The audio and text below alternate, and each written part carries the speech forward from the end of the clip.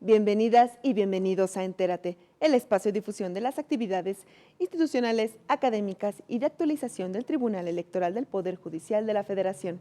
En esta oportunidad, continuamos con las actividades realizadas en el curso taller Justicia y Litigio Electoral. Escucharemos la séptima parte de la conferencia Los derechos colectivos de los pueblos y comunidades indígenas.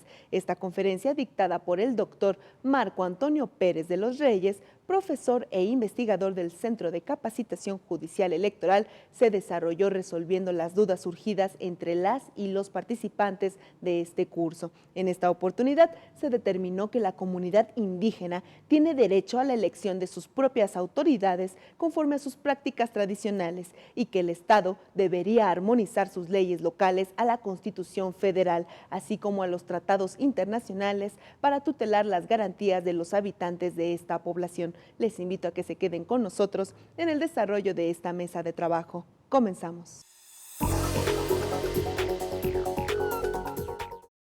Bueno, entonces, ¿qué criterios siguieron las autoridades del Instituto Nacional Electoral para determinar esos distritos? Ahí lo tienen en ese recuadro donde dice criterios. Se tomó en cuenta el Censo General de Población. También se tomó en cuenta que haya continuación territorial. Por ejemplo, en el caso de concretamente Nayarit, que está aquí está Nayarit, las etnias que aquí viven, pues las encontramos también diseminadas en el sur de Sinaloa, Durango, Zacatecas, parte de Jalisco. Entonces no puede haber esto de distritos porque excederían geográficamente. Luego tienes otro criterio, el de que sean las vías de comunicación accesibles en ese distrito y que en él el 40% de población sea indígena. Entonces, no todas las regiones del país, aunque hay poblaciones indígenas abundantes, cumplen estos requisitos, al menos no ahora, porque acuérdate que va a ir cambiando, como se trata de cuestiones censales, pues va cambiando de tiempo en tiempo. Por ejemplo, el estado de Guerrero, ¿cuántos tiene el estado de Guerrero? Tiene 1. Y ellos, los amigos de Guerrero, pretendían que fueran 2 y quedaron muy incómodos con esa distribución. Decían que a su manera de ver, Guerrero requería 2 distritos electorales. Pero pues no se pudo acreditar los requisitos en los 2 y nada más alcanzaron en 1. Bueno, ahí tienen ustedes los estados. Por ejemplo, Oaxaca sí tiene bastantes, tiene 8, es el que encabeza la lista. Le sigue Chiapas con 4 y así, hasta que ya los últimos, como el Estado de México, Quintana Roo, San Luis Potosí, solamente tienen un distrito electoral. Esto lo van a ver ustedes con calma, ya al amor de un café, cuando vean este documento en sus computadoras, a las 2, 3 de la mañana, en el silencio de la madrugada, pues ya lo verán con calma, ¿verdad? Ahora miren, aquí hay un ejercicio muy bonito y un ejercicio que les serviría mucho, les digo, si hubiera examen para este tipo de curso, porque ahí te están señalando la diferencia entre el sistema de usos y costumbres en materia electoral y el que se hace por el sistema de partidos políticos, para que la persona que no se ha asomado realmente a este tipo de ejercicio, las elecciones por usos y costumbres, pues vea claro en qué se van a diferenciar. Por ejemplo, si yo, para explicarlo, voy primero hacia aquí, hacia aquí, hacia cómo se hace en el sistema de partidos. Por ejemplo, yo encuentro que lo primero que se debe hacer es que se determina la elección en la competencia entre militantes y simpatizantes de los partidos políticos. Aquí tendría el mundo de las precampañas, ¿sí? Donde los miembros de mi partido nos disputamos para que nos registren, ¿sí? Entonces hay una precampaña, estoy hablando de los partidos. Pero si estoy hablando de usos y costumbres, el sistema de elección implica que una representación por cargo o comisión en la comunidad comenzará por las jerarquías más bajas de la administración pública, civil o religiosa. Entonces, si a mí me interesa ocupar un cargo en mi comunidad, debo empezar por desempeñar algunos cargos inferiores, incluso hasta de carácter religioso, ¿sí? Empezar por abajo, la comunidad me empieza a conocer y poco a poco me empiezan a promover hasta que al rato puedo ser, por ejemplo, presidente municipal de mi región. Pero lo puedo hacer porque llevo ya una trayectoria. Se me conoce desde años atrás que he venido haciendo una labor. En mi partido no, en mi partido tiene que haber una lucha, una pugna entre personas que tengan la posibilidad, lo que llamamos la precampaña, ¿no? Muy diferente. Ahora, veamos otra diferencia. Si lo hacemos por partidos políticos, la elección, debe haber un instituto electoral local, el de Oaxaca, el de Veracruz, el de Puebla. Y aquí el órgano que va a organizar las elecciones es la Asamblea Comunitaria de la Población o el Consejo de Ancianos. En algunas comunidades son los tatas mandones, así les llaman, los tatas mandones, el viejecito de la región. Ahí estamos hablando de una autoridad tradicional. El ser anciano ya te da esa jerarquía, ¿sí? En cambio, si la vamos a hacer por partidos políticos, obviamente necesito un instituto local, lo que ahora con la reforma se llama la OPLE, el organismo público electoral. Bueno, veamos otro.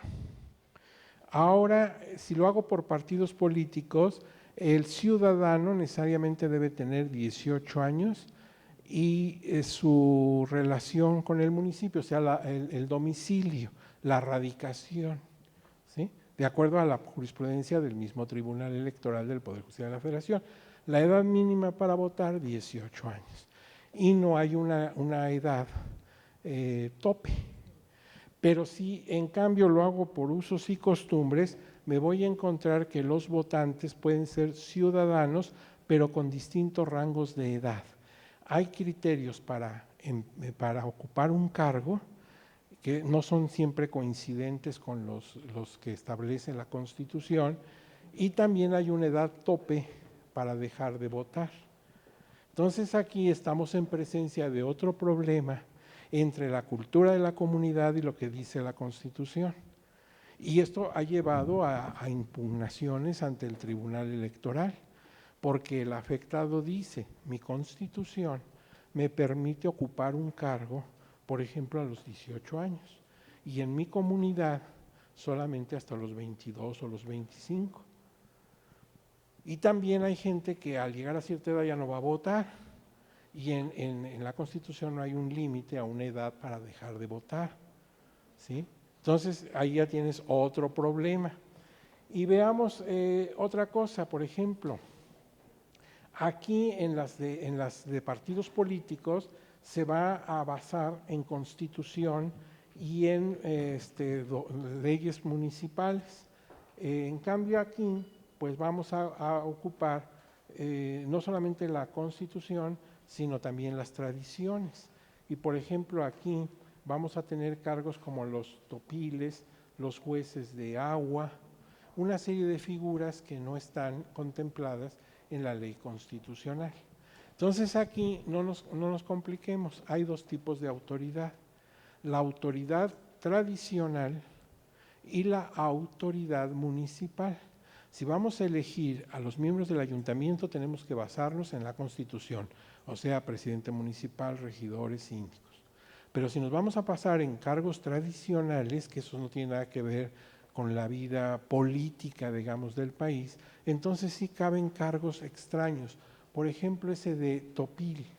¿Qué es un topil? Y aquí le preguntaría más bien a la gente que viene de Yucatán, ¿qué son los topiles? ¿O de dónde salió esa figura? ¿Qué hace un topil? ¿Sí lo saben? ¿Sí lo recuerdan? topil. Sí, podrían encontrarlo en sus libros de historia del derecho maya, no como topil con O, sino tupil con U. Pero vamos, es la misma idea. ¿Qué es un tupil o topil? ¿No lo recuerdan?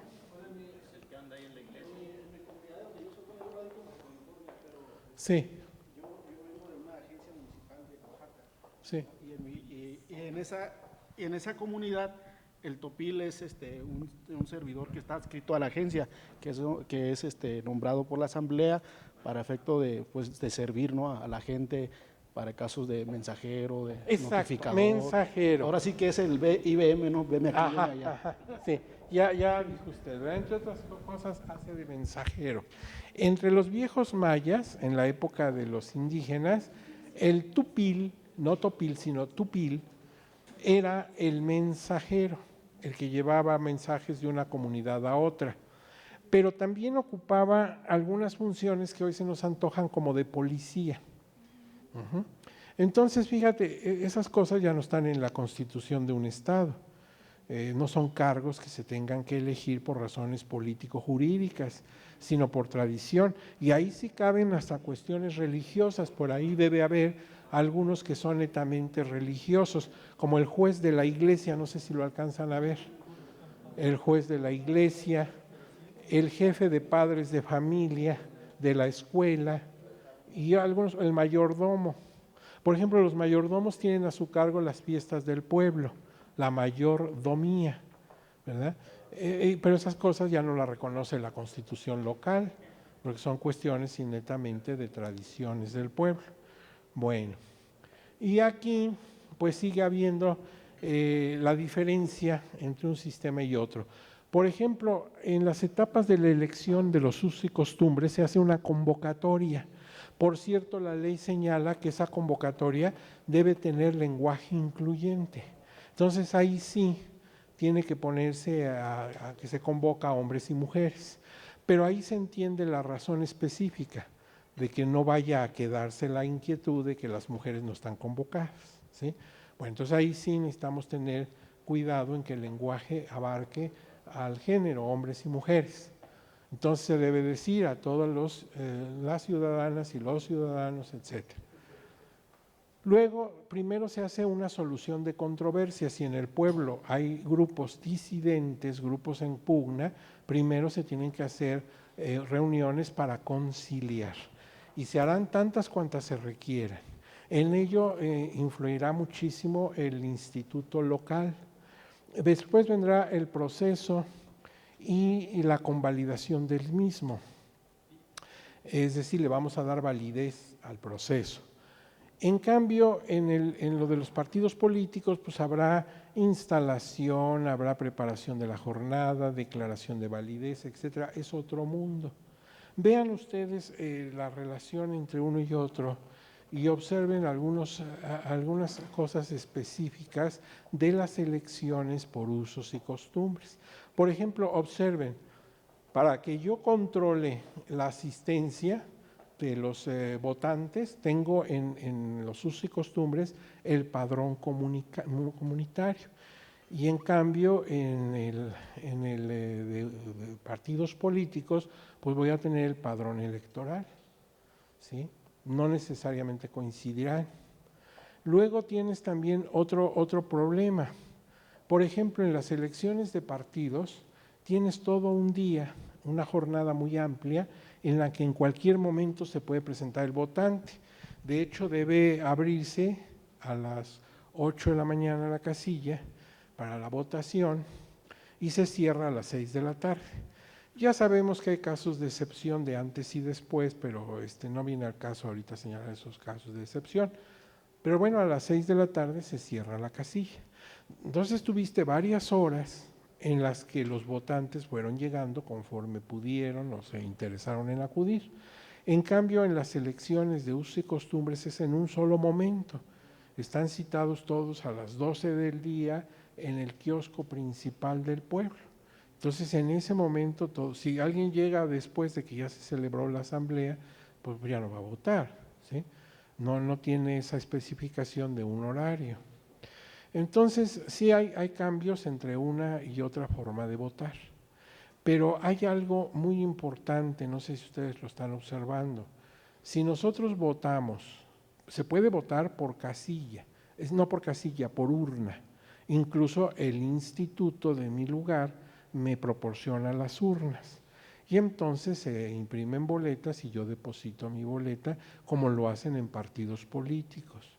Pero si yo utilizo el sistema de raya en el pizarrón, o de mano levantada, o de a viva voz decir mi voto, recuerden que esas figuras vienen desde la época de los españoles. Bueno, ahí qué es lo que pasa con la secrecía del voto. ¿Se conserva la secrecía del voto o no se conserva? Lamentablemente no se conserva. Y digo lamentablemente porque esto puede ejercer presión sobre los electores y de verdad sí ejerce presión. Si usted es mi compadre y está candidateado, pues ahí se va a ver claro si voto por usted o no. ¿Sí? Las mismas mujeres se pueden ver presionadas por sus maridos, ¿no? ¿Por qué votaste por el otro y no por este? O sea, el secreto de voto es uno de los principios más importantes de la democracia, porque permite ejercer nuestro voto sin ninguna presión. Tú no sabes qué hice con mi voto, lo anulé, lo dejé en blanco, voté por uno, voté por el otro. Si yo no se lo cuento a nadie, nadie lo va a saber. Y yo puedo contar hasta una mentira. Digo, sí, compadre, yo voté por usted, y no es cierto, pero usted nunca lo va a saber. Pero si el voto pierde su secrecía, entonces sí es muy grave. Hubo tiempos en que no había secreto de voto. Por ejemplo, en el siglo XIX, tú llegabas con tu voto ante la mesa directiva de casilla. No estoy hablando de las elecciones de los indígenas, que ni las tenían, sino las elecciones en general. Y el presidente presidente Casilla, tomaba tu voto y lo cantaba. Decía, Antonio López de Santana, y el secretario anotaba y ya metían tu boleta en la urna. Y digo Antonio López de Santana porque él fue 11 veces presidente de México, entonces supongo que lo querían mucho. Entonces todo el mundo se fijaba que votabas por Santana. Entonces no había secrecía. El secreto de voto ha venido a ser un gran adelanto, porque ahora pues ya no se presiona a nadie, nadie sabe lo que vas a hacer con tu voto.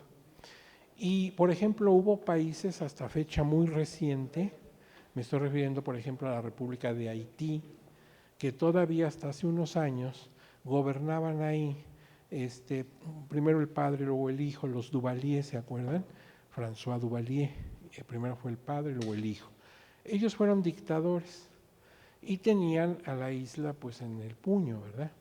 Ellos tenían un cuerpo paramilitar que le llamaba el pueblo así popularmente los totos matutes, ¿sí? Eran unos tipos tremendos y peligrosísimos. Esos llegaban y pues hacían ahí un zafarrancho en tu casa y en tus cosas. Entonces tenías tú que, cuando entregabas tu boleta, antes de meterla en la urna, mostrársela a presidente de casilla. Entonces imagínate, donde yo votara por la oposición, pues en la noche llegaban los totos y me hacían una totería, ¿verdad? Imagínense. Entonces, pues así se aseguraban el triunfo de estos dictadorzuelos. Bueno, la secrecía de voto es algo muy valioso en toda democracia. Y ya la tenían desde los antiguos, desde los griegos que inventaron la democracia en el siglo V antes de Cristo, ya metían su voto en una urna que era una olla de barro, ahí metían su voto, pero en secreto. Nadie sabía por qué habías votado. Y eso lamentablemente se pierde en este tipo de elecciones.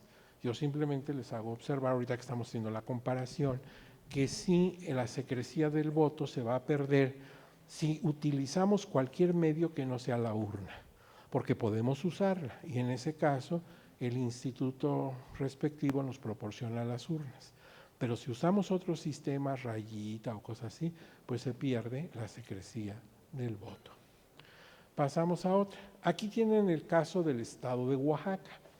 Miren, el estado de Oaxaca tiene 570 municipios. 570 municipios tiene nuestro queridísimo estado de Oaxaca. ¿No hay aquí alguna persona que venga de esa entidad? No hay ninguna persona de Oaxaca. Bueno, entonces podemos hablar de los oaxaqueños sin que se enteren, ¿verdad? Muy bien. No, pues son buenos amigos ahí en Oaxaca, es un estado muy lindo, ¿verdad, maestra? Lo tratan a uno de maravilla y lo que va uno a perder ahí pues es la línea, ¿verdad? Porque no resiste uno la tentación con las cosas tan sabrosas que hacen por allá. Pero nuestro querido estado de Oaxaca, piénsalo en el mapa, tenlo en mente, tiene la figura como de un pez. Ajá. Bueno, pues ese estado de Oaxaca se divide en 570 municipios. Es el estado que tiene más municipios. Tan es así que él solito representa el 25% de los municipios totales del país, en tanto que Baja California tiene muy poquitos, ¿verdad? Bueno, pero son 570. Ahora, de esos 570 municipios de nuestro estado de Oaxaca, observen ustedes cuántos se rigen hasta este momento por el sistema de usos y costumbres, 418. Quiere decir que 152 no se rigen por eso, por ejemplo, la propia ciudad de Oaxaca. Pero, pues son muchos, es la mayoría de los municipios se rigen por usos y costumbres. Pero observen, por ejemplo, algunas cosas interesantes. Por ejemplo, la duración en el cargo municipal va a cambiar según el municipio que queramos ver. Por ejemplo, hay municipios, concretamente 59 de ellos, que tiene el cargo duración de 1 año. Luego hay otros que 1 año y medio, otros 2 años, otros 3 años. Y ahí nos van señalando cuántos municipios lo tienen por 1 año, 1 año y medio, etcétera. Porque la ley les permite establecer el número de años de su ejercicio. Fíjate que eso no ocurre a nivel del país, ¿sí? No podemos en cada lugar ir cambiando así como así. Pero allá sí. Y entonces, lo único que les prohíben es que se pasen de 3 años. Si no podría haber un ayuntamiento que dijera, pues aquí son 27, no. El máximo son 3 años. Y de ahí puede ser mínimo, ¿sí? Y bueno, pues ahí van señalando los estados cómo se van acomodando. Y también es importante señalar que estos cargos de presidente, síndico y regidor son los que constitucionalmente establece su propia ley. Hay otros cargos que son simplemente tradicionales. Y aquí tienes las leyes y artículos en donde se rige el sistema de usos y costumbres. La ley establece ahí en Oaxaca que cuando viene el tiempo del procedimiento electoral, del proceso electoral, se le debe consultar a la comunidad cómo quiere sus elecciones. Aunque ya tenga usos y costumbres, se le pregunta si quiere continuar en ese sistema o prefiere partidos políticos. Y siempre pueden variar la decisión, ¿sí? Y lo mismo, si tiene partidos políticos, si quiere pasarse usos y costumbres, pues en su anticipación debe decirlo. Y debe dar una relación de en qué consisten sus usos y costumbres, o sea, cómo lo va a hacer. O sea, ya me dijiste que en tu comunidad quieren usos y costumbres. Muy bien, pero hazme una relación explicándome cómo es el proceso ahí para ustedes. Y ahí tiene usted que detallar punto a punto cómo van a desarrollar sus elecciones. Por usos y costumbres, dígame usted. Los esperamos en una próxima emisión de Entérate, con más de lo destacado de las actividades institucionales, académicas y de actualización del Tribunal Electoral del Poder Judicial de la Federación. Soy Roxana Noriega, hasta la próxima.